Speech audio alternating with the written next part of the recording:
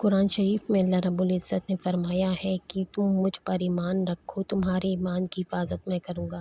حضرت موسیٰ علیہ السلام کے زمانے میں ایک ایمان والی عورت تھیں جن کا نام حضرت مشاقہ علیہ السلام تھا۔ فرعون کے محل میں ان کی رانیوں کے بال بنانے کا کام حضرت مشاقہ کا تھا۔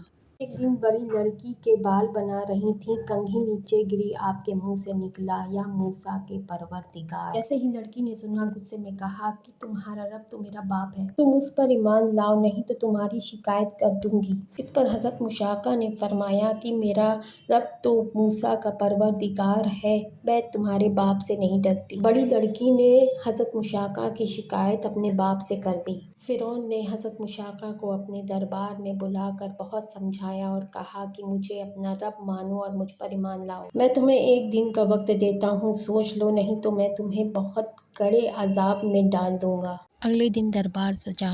حضرت مشاقہ رضی اللہ تعالیٰ عنہ فرعون کے سامنے لائی گئیں۔ پھر سے فرعون نے پوچھا کہ تم مجھ کو اپنا رب مانو اور مجھ پر ایمان لاؤ، تو حضرت مشاقہ رضی اللہ تعالیٰ عنہ نے کہا، آمنت رب العالمین رب موسیٰ والہارون، یعنی میرا رب موسیٰ اور ہارون کا پروردگار ہے، میں تجھے اپنا خدا کیسے مان لوں؟ یہ سن کر فرعون کو بڑا غصہ آیا۔ اس نے حضرت مشاقہ کے ہاتھ پیر میں کیل ٹھکوا دی اور تپتی ریت پر لٹا دیا۔ فرعون نے پھر سے اپنے جملے دہرائے اور کہا کہ مجھے اپنا رب مان لو اور مجھ پر ایمان لے آؤ، میں تمہیں بخش دوں گا۔ اس پر حضرت مشاقہ نے فرمایا کہ تم مجھ پر کتنا بھی ظلم کر لے، میں تجھے اپنا رب نہیں مانوں گی۔ فرعون کی بیٹی آئی، اس نے کہا کہ اس کا ایک دودھ پیتا بچہ ہے جس کے لیے یہ ہمارے یہاں کام کرتی ہے۔ اپنے دودھ پیتے ہوئے بچے کو اس نے کسی عورت کو دے رکھا ہے، اس عورت کا پتہ لگا کر بچہ یہاں لے کر آئیں۔ اگر بچے پر ظلم ہوگا تو ماں برداشت نہیں کر پائے گی اور ایمان قبول کر لے گی۔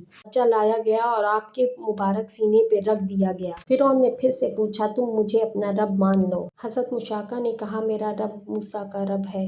یہ سن کر فرعون کو غصہ آ گیا، اس نے آپ کے بچے کے 2 ٹکڑے کر دیے۔ حضرت مشاقہ نے بڑے صبر کے ساتھ فرمایا کہ ایک بچے سے ہی رغبت تھی، لیکن اب میرے اور میرے رب کے درمیان کوئی بھی نہیں آ سکتا۔